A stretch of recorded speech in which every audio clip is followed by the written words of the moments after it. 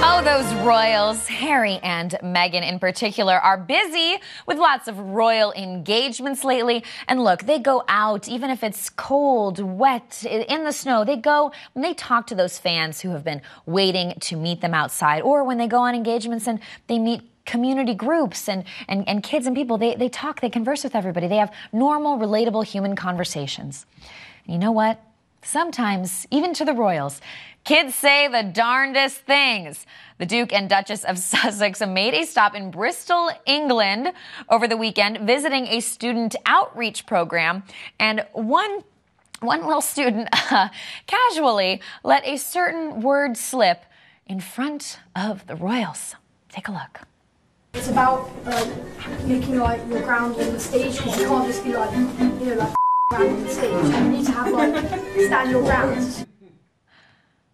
You know what? Let's play that one more time if we can, because you guys got to watch Meghan's eyes during this. He says the F word. He's just talking. He's just explaining. Making like your ground on the stage, because you can't just be like, like ground on the stage. You need to have stand your ground. Meghan gives a little giggle. Because, this young teen, well, hey, he's experimenting with language, including swear words. The Duchess's eyes got wide. She gave a little laugh. Unclear if the young man even realized that he had just dropped the F-bomb in front of Prince Harry. By the way, why were they there? Well, they met with several local children who were attending a workshop at the Bristol Old Vic, which is a historic theater. Meghan, if you'll remember, she was recently given her official patronages as a member of the royal family, and one of them is theater, the arts, because, of course, Meghan Markle, a former actress. It makes sense. Well, maybe this kid wished he'd memorized his lines instead of improvising when Harry and Meghan came to visit.